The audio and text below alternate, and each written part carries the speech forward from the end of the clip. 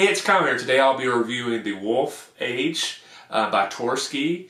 I'll go ahead and apologize if I mispronounce the author's name. He's apparently a very famous non-fiction history writer in Norway, and this is actually his first book that's ever been translated into English.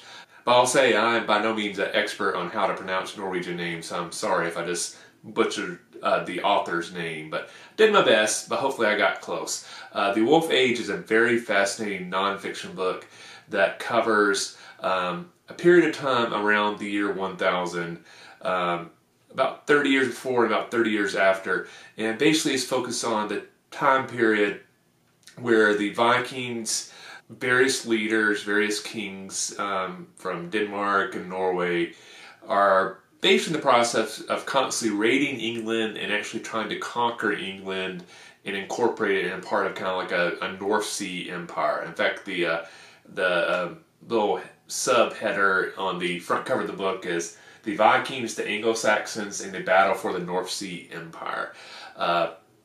I've read books about the Vikings before. I've always enjoyed it, but I've never really read a book that kind of focuses on this period of the Vikings, because this is kind of towards when the Viking Age is beginning to tail off. Typically, I think most of the books, I think a lot of times the focus on the Vikings tend to be when they first burst on the scene and the shock of that sudden appearance of this force from the north that starts raiding these countries and stuff like that. Where at this point, the Vikings are more established power.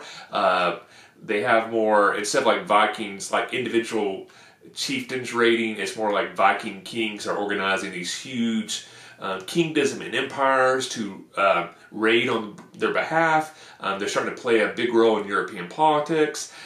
So they're more of an established part of the European power structure, but at the same time, they're still raiding, but they're beginning to transition to the period where like it's more for the purpose of raiding, but also to attempt to conquer and incorporate land into these new empires they're attempting to create.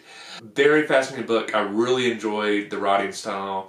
This period of history in England and Denmark and Norway, the three main countries that are covered, very much feels like a non-fiction book that pretty much inspired events and stuff like Game of Thrones. There's constant power dynamic struggles between various rulers, backstabbing, traps laid, ambushes, kidnappings, assassinations, these amazing battles, dynastic marriages.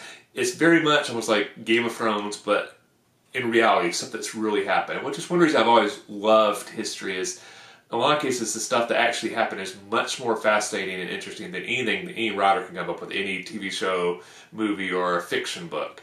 So I'd say if you enjoy kind of this period of history, if you enjoy reading about the Vikings, or maybe the Norman conquest of England, or maybe like the Crusades and stuff like that, I think you'll really enjoy this book. But I'll also say, like, if you kind of have a thing for like stuff like Game of Thrones, or for example, a series I really enjoy in sci-fi, Red Rising, these books that kind of deal with a lot of these ruling families, the interactions between them, the battles between them, the betrayal between them. This is a non-fiction book you might really enjoy a lot. The one thing I'll say, I was a little worried going into it, given that it was a book that was originally written in Norwegian and translated into English. It's like, is this going to come across as a smooth read, or is it going to be clear, like, this wasn't originally written in English, this is kind of choppy? I'm glad I was wrong. At no point did I have a hard time understanding what's going on. In fact, if I did not know this book wasn't originally written in English, I would have never guessed it had been originally written in another language and then translated into English.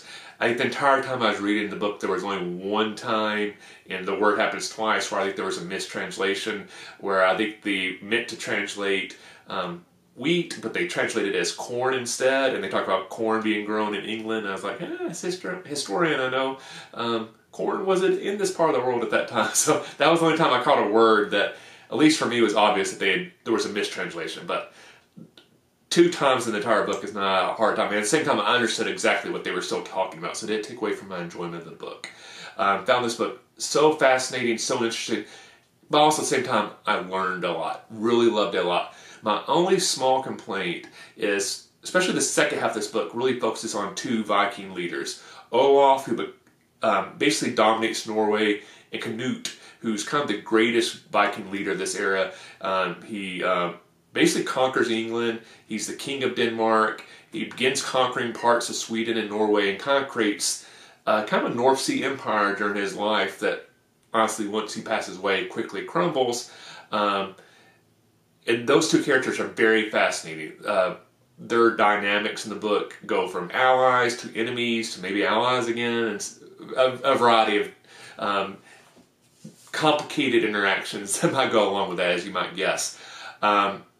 We really get the conclusion of Olaf's story in this book, but Canute's story, the author informs us what happens, but it feels like he rushes through that part, and we don't get as much detail about the last little bit of Canute's life and why his empire didn't live past him. It's more kind of brushed aside as like, here's a little 10-page summary of wrapping up what happened instead of giving it another 30, 40, 50 pages and really delving deep into it. Now, I think I enjoyed a little bit more in that section of the book, but that was my only small complaint.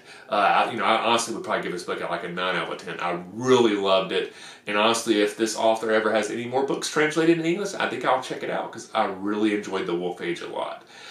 So definitely recommend this. If you're into the Vikings or stuff in that same historical period, I think you'll enjoy The Wolf Age a lot. So in the comment section below, let me know, what is your favorite piece of Viking-inspired media? Be it a TV show like Vikings, a movie, a novel, a non-fiction book? Let me know what your favorite piece of Viking content that you enjoy the most is in the comment section below. I hope you enjoyed this review. If you did, hit the like button. If you have yet, please subscribe to the channel. I really appreciate your support. Thanks for watching. I'll see you the next time, and happy reading.